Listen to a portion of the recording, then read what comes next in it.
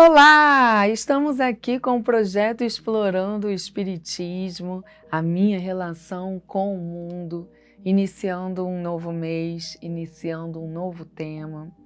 E o tema desse mês vai ser Entendendo a Minha Família.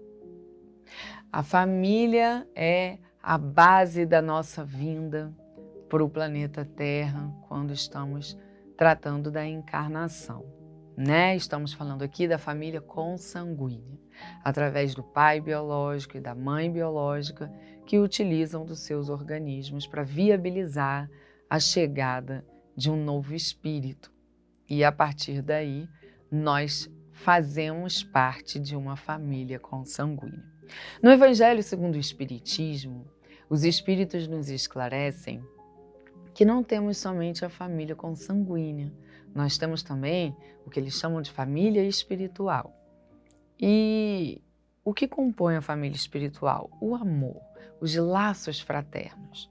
No Evangelho também somos elucidados de que nós vivenciamos múltiplas encarnações e nessas múltiplas encarnações reencontramos almas que já fizeram parte de outras vidas e nós vamos fortalecendo esses laços de amor. E esses laços fortalecidos é que nos vinculam uns aos outros, mesmo não fazendo parte da família consanguínea. Então você tem um pai e uma mãe biológica, você tem primos do mesmo sangue, irmãos do mesmo sangue, tios, avós, mas você conhece pessoas durante a sua encarnação em que você facilmente desenvolve um afeto profundo, identifica uma afinidade tão grande, dá a sensação de que vocês se conhecem há anos. O que é isso? É esse laço afetivo que vocês construíram como espíritos e que não começou nessa encarnação, começou em encarnações anteriores. E é assim que nós vamos construindo a família espiritual. Não é que a família espiritual tem a mãe espiritual, o pai espiritual, os irmãos. Não, é esse laço afetivo, esse amor que se prolonga durante a nossa trajetória, a nossa verdadeira vida, que é a vida do espírito, né? São irmãos, já que somos, né, filhos da mesma criação, que por nos amarem e por nós também amarmos, estamos sempre buscando estar juntos, seja no plano espiritual ou ao reencarnar. Quando nós vamos reencarnar, a gente pede para estar ao lado de irmãos que já nos amam e que nós amamos. Mas quando a gente fala da família consanguínea, nós precisamos compreender o objetivo dessa família, né? Quer dizer, por que que nós temos essa composição familiar, né? Que vem dessa vida hereditária, né? Um gera o outro, que gera o outro, que gera o outro. Esse sangue fica permeando os nossos corpos, os nossos organismos e nos vincula dessa forma. Vamos imaginar que não houvesse a família consanguínea. A gente chega aqui pela cegonha, né, e se desenvolve de alguma forma. Pela nossa imperfeição, nós ainda não sabemos amar integralmente, ok? Como não sabemos amar integralmente, nós escolhemos as pessoas que queremos que estejam por perto e escolhemos as que nós queremos nos afastar. Por conta disso, nós não nos damos a oportunidade de vivenciar a profunda reforma íntima que nos faz suportar o desconforto de uma relação para desenvolvermos uma maior maturidade. Então, se eu tenho um amigo, uma amiga que me decepciona, que faz coisas que eu não gosto, eu tenho a tendência de escolher me afastar dessa pessoa, porque me faz mal. E aqueles que me fazem bem, me trazem alegria, me trazem conforto e bem-estar, eu tenho a tendência de querer sempre estar por perto. Então, se ao encarnarmos, fôssemos escolher aqui as pessoas que estariam ao nosso redor, Bom, nós iríamos desperdiçar grandes oportunidades de reparações e grandes oportunidades de desenvolvimento, porque nós estamos sempre buscando por conforto, não é mesmo? Pois bem, quando nós vamos fazer o planejamento encarnatório, estamos com outra consciência, não é a mesma consciência que estamos aqui hoje, de anos de luta, de batalha, de um misto de emoções e sentimentos. Não, quando nós estamos no plano espiritual, planejando a nossa encarnação, estamos conscientes da verdadeira vida, da importância do processo encarnatório, que é nos desenvolver, que é nos educar, através da absorção de novos conhecimentos e do desenvolvimento de uma nova conduta. Esse é o objetivo de estarmos aqui, já falamos muito sobre isso nesse programa, né? Pois bem, então no planejamento encarnatório, a espiritualidade elege para nos receber como família consanguínea personalidades que possuem características que vão nos provocar no desenvolvimento que viemos ter. Personalidades que vão estimular emoções em mim, reflexões. E essas emoções e reflexões é que vão ser os meus convites para o raciocínio e para a reforma íntima, para que eu aprimore os meus valores, amplie a compreensão sobre as minhas crenças, desenvolva meus princípios, fortaleça a minha resistência moral e, acima de tudo, ame.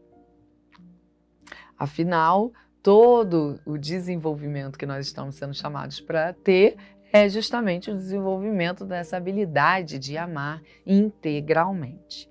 Então, no planejamento encarnatório, a espiritualidade elege quem vai ser sua mãe, elege quem vai ser seu pai, sabendo, olha que importante, sabendo das virtudes que eles já possuem desenvolvidas, das fragilidades que eles possuem, das virtudes que eu possuo e das fragilidades que eu possuo.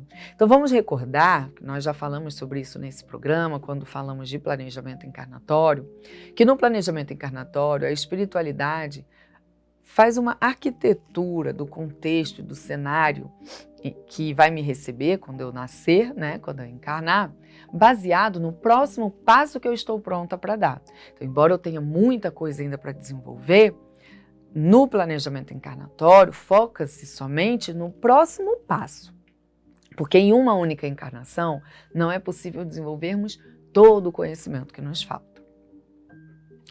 Então, baseado no próximo passo que eu estou pronta para dar, é que a espiritualidade elege as personalidades que vão me receber.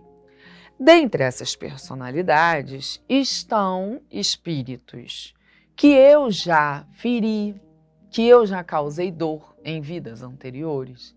E eu mesma quero vir reparar esse erro com esses espíritos. Eu quero vir ressignificar a minha relação com eles. Se um dia eu maltratei, se um dia eu desequilibrei eles, agora eu quero fortalecer eles. Eu quero ajudá-los, eu quero estimular o progresso deles, eu quero servir, eu quero amar. Também tem aqueles que nós temos um laço fraterno muito forte, né? Muito amadurecido, devido a tantas jornadas juntos em que nós nos ajudamos, nos fortalecemos, nos amamos. Então, tudo isso pode vir numa família consanguínea. É natural vermos família em que há uma única pessoa diferente da família toda. Por que será? A característica da família é necessária para promover o amadurecimento dessa pessoa. Mas a característica diferente também dessa pessoa é necessária para desenvolver toda a família que está envolvida. Há famílias em que todos são muito parecidos, têm as mesmas tendências comportamentais, têm os mesmos interesses, né? Por vezes até seguem a mesma carreira profissional, frequentam os mesmos lugares. São espíritos que possuem uma afinidade muito grande e estão sintonizados nos mesmos interesses. Há a família que é mais unida, que se ama, que se ajuda. Há a família que está sempre tendo confusão, todo mundo brigando sempre, né? O que temos nessa família? Temos espíritos que trazem histórias de frustrações, de traições. São espíritos que ainda não conquistaram o amor entre eles. Então eles estão sempre desconfiando um do outro, estão sempre com raiva. Às vezes nem sabem por quê, mas só de olhar o outro já sente um mau humor. Tudo isso se mistura e tem família que mistura tudo isso também. Tem os que têm muita afinidade, tem os que têm dificuldade de convívio e assim vai. A verdade é que a família, então, vem como um recurso que me convida para amar. Porque quando eu venho num corpinho de criança, de bebê, tão limitado, eu sou obrigada a viver esse contexto familiar. Pode ser que depois de adulta eu queira me libertar dessas relações, mas até lá eu sou obrigada a vivenciar o convívio. Lembra o que eu disse no início do programa? Se nós pudéssemos escolher, iríamos sempre afastar os que nos causam desconforto. Por isso Deus criou essa relação de dependência no processo da reencarnação, da criança com aquela família. Para não perdermos a oportunidade de ressignificar as relações, de sermos provocados em emoções e em reflexões que somente essas personalidades podem nos oferecer. Veja bem, não estou dizendo que somente esses espíritos podem oferecer, mas são essas personalidades, ou seja, o comportamento dessas pessoas é que vão me provocar as reflexões e as emoções que me são necessárias. Por isso nós devemos sim sempre lutar pelo amor à família. Se Deus me uniu a esses irmãos, é porque há algo aqui que é oportuno para o nosso desenvolvimento. Essa união está convidando a todos nós para amadurecermos. Se a maneira como nós estamos lidando uns com os outros está causando conflito, dor, desequilíbrio, desrespeito, então vamos rever. Esse é o convite. Esse é o convite. É a revisão da conduta. Cabe a nós, então, irmos desenvolvendo a habilidade de lidar com isso. Poxa, mas fulano sempre faz isso, é sempre assim. Pois é, e Deus permitiu que essa pessoa estivesse na sua vida como família. O que será que Deus está te convidando a fazer? Porque nós tendemos a sempre colocar, porque meu primo, porque meu irmão, porque meu pai, porque meu filho. Mas você já parou para pensar por que você sente o que você sente com o seu pai, com a sua mãe, com o seu filho? Você já parou para pensar por que o comportamento dessas pessoas te machuca tanto? Vamos olhar para isso? Vamos olhar para essa dor? Porque Jesus no seu lugar não estaria se machucando. Mas eu não sou Jesus. Perfeitamente. Você veio para se desenvolver, para aprender a desenvolver a maturidade moral, a resistência moral, para desenvolver a habilidade de lidar com todo tipo de personalidade. Então, se essas personalidades vieram na sua família, é porque aí está o seu próximo passo. Você está pronto para desenvolver a habilidade para lidar com essas personalidades. Então, ao invés de você ficar criticando, reclamando ou fugindo dessas personalidades, procura compreender os seus sentimentos, por que você reage a essas personalidades da maneira como você reage e como você pode agir em benefício ao seu bem-estar, ao seu respeito, ao seu amor. O que Deus está pedindo de mim? Que passo é esse que eu estou pronto para dar? Agora, se você foge, dessa relação, você acaba perdendo a oportunidade de se desenvolver nesse ponto. A gente sabe que Deus né, continua sempre insistindo no nosso desenvolvimento, nosso anjo guardião, nossos amigos espirituais, eles vão rearquitetando a nossa trajetória. Se eu fujo da minha família, eu conheço um vizinho, um professor, um colega de trabalho que possui a mesma personalidade da minha família. Eu vou ter que enfrentar, eu vou ter que vivenciar, porque eu vim para mudar. Mas tem um ponto que é muito importante considerarmos na relação familiar. A nossa união é um convite para que todos nós nos modifiquemos, para que todos nós consigamos aprender a nos amar, a servir. Mas temos livre-arbítrio. Eu não posso escolher como o outro familiar vai lidar com isso. Eu só consigo escolher como eu vou lidar com isso. Por mais que eu colabore, se o outro não conseguiu desenvolver um afeto por mim, não consegue se esforçar, ou escolhe não se esforçar, né, no caso, escolhe me desrespeitar, eu não posso perder aí a autorresponsabilidade e o autoamor. Eu não posso, no argumento de querer amar, me colocar sob a condição abusiva, no sentido do prejuízo. O outro se aproveita da minha gentileza, do meu perdão, da minha compreensão, do meu serviço, e sempre me põe em prejuízo. Porque se eu faço isso, eu me coloco, né, num lugar de abandono, eu abandono a minha importância de ser amado, de ser respeitado. Então eu estou abandonando um filho de Deus. Essa é a complexidade que para nós, espíritos imperfeitos, precisa ser vencida. Como amar o outro como a mim? Né? Quer dizer, não é só fazer por mim e ferir o outro, mas não é só fazer pelo outro e ferir a mim. Por isso a gente precisa do autoconhecimento, a gente precisa compreender o que a gente sente, por que a gente sente, e estudar mecanismos que vão nos dar recursos para lidar com isso. Se o outro não conseguiu me perdoar, se o outro não conseguiu me amar, isso é sobre ele. Mas e eu? O meu sentimento, a maneira como eu enxergo, a maneira que eu interpreto.